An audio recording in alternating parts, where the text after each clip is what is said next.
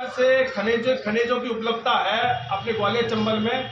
हम अपने आप में आत्मनिर्भर में सेल्फ रिलायंट है, लेकिन एक जो पैरेलल सरकार चल रही है इनकी, जो मंत्रियों की, संतरियों की, भाजपाइयों की, जिनका रेत उत्खनन हो, पत्थर उत्खनन हो, जिससे इनकी तोंदें मोटी हो रही हैं, और जब खाने में थोड़ी सी मिठाई भी कम होती है तो जनता को भिखारी के संबोधित कर रहे हैं। तो ये अक्षम्य अपराध है। इसको कांग्रेस बिल्कुल आपके माध्यम से लेकर जाएगी और हमारा कोई भी क्षमा पर कंप्रोमाइज नहीं होगा। जीतू पटवारी और जितने शीर्ष नेतृत्व है, बल्कि मैं तो कहूँगा अखिल भारतीय कांग्रेस कमेटी का भी, क्योंकि ये संवैधानिक व्यवस्था को भी चैलेंज करने वाली बात है। विषय बहुत गंभीर है। तो इस्तीफा से नीचे कांग्रेस किसी भी बात पे कंप्रोमाइज नहीं करेगी, क्योंकि किसानों के साथ भी छलावा हो रहा है। आप देख रहे हैं जो गेहूं के जो अपने को एमएसपी मिल रही थी वो नहीं मिल रही है, आज सोयाबीन की नहीं मिल रही है, धान की कीमतें देख लीजिए। और सिर्फ इवेंट करके पटाक्षेप करने का प्रयास किया जा रहा है, दिग्भ्रमित करने का जनता को प्रयास किया जा रहा है। हाँ, लेकिन आपके माध्यम से मैं तो बड़े गर्व से कहता हूँ कि ग्वालियर चंबल की जिस प्रकार की मीडिया है, आप पूरे मध्य प्रदेश में देखेंगे तो मुझे पूरे मध्य प्रदेश में जाने का मौका मिलता है। जितनी दमदार मीडिया ग्वालियर चंबल की है, उतनी आप भोपाल और उज्जैन मालवा की भी देखेंगे। तो आपके माध्यम से हम बाकायदा, चूंकि ये तो वीरों की भूमि है, सशक्त लड़ाई लड़ेंगे और आवश्यकता पड़ने पर, क्योंकि ये संवैधानिक व्यवस्था को चैलेंज किया गया है, तो न्यायालय भी जाएगी। कांग्रेस बिल्कुल चुप नहीं बैठेगी। जैसा अध्यक्ष जी ने कहा कि 5 तारीख से 15 तारीख तक 6 को जैसे हमारे ब्लॉक स्तर पर प्रदर्शन होंगे और जिला स्तर पे जो है 8 तारीख को होगा, और 10 को हमारे जो प्रभारी महासचिव है हरीश चौधरी जी के साथ में और हमारे प्रदेश अध्यक्ष जो शीर्ष नेतृत्व है उनके साथ में भोपाल का भी घेरा होगा। तो ये कोई एक छोटी बात नहीं है। इसके लिए कांग्रेस कोई भी कोई कसर नहीं छोड़ेगी और ये हम इसको युद्ध के समान मान रहे हैं। तो हमें पता है ये सीधा जो हमला है वो प्रजातंत्र पर कोर्ट भी जाए फारविल से देख है।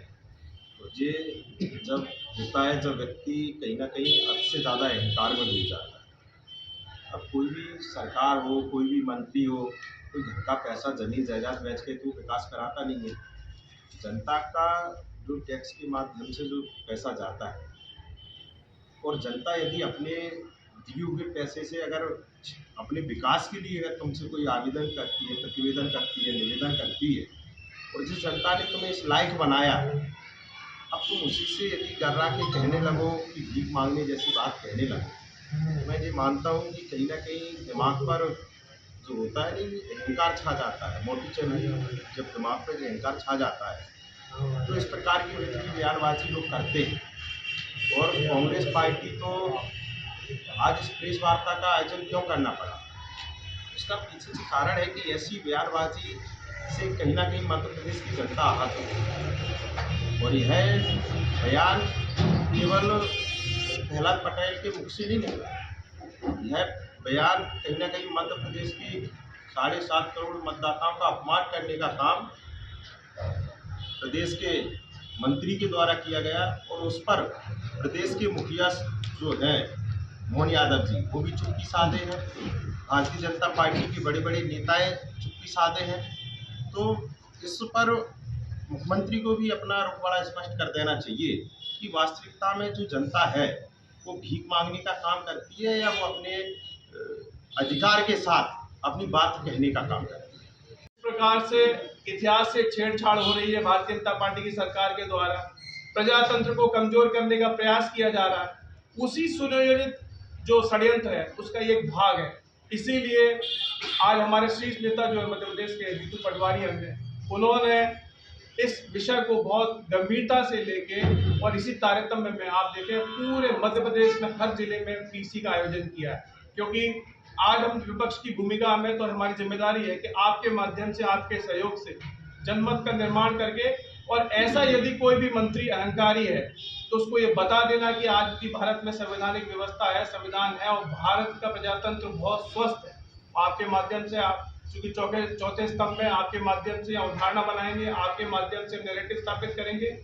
तो क्या ये वही भारतीय जनता पार्टी है जो चुनाव में जाने से पहले भिक्षा मांग रही थी और बहुत लोग लुभावने, जिनको कहते हैं, वो ऑफर लेके आई? ऐसे लाडली बहना में देखिए आप, आज का 1 करोड़ 29 लाख बहनें भी बिताई होंगी क्या? और उन बहनों के साथ भी देखिए आप, कहीं ना कहीं जिस प्रकार के छलावा हो रहा है, 1000 से 1250 पहुंचाया, 3000 का वादा किया। किसानों के साथ क्या हो रहा है आप देखिए। तो जब सरकार, सही कहा हमारे अध्यक्ष जी ने, जब सरकार अहम में आ जाती है, जब सरकार निरंकुश हो जाती है, बल्कि मैं इसके आगे की बात बोल रहा हूँ, जो नैरेटिव बन रहा है, जो अवधारणा बन रही है कि प्रजातंत्र से भारत को कहीं और ले जाने का प्रयास किया जा रहा है। आप लोग समझ रहे होंगे सांकेतिक रूप से, लेकिन भारत का प्रजातंत्र इतना मजबूत है कि कभी भी किसी भी कोई भी शक्ति हो, कितनी शक्तिशाली हो जाए, निरंकुश हो जाए, अधिशासक बनने का प्रयास भी करेंगे, लेकिन जनता जो है वो कभी भी किसी भी इस प्रकार के असंवैधानिक तथ्य को स्वीकार नहीं करेगी। तो मैं आपको कुछ और विवरण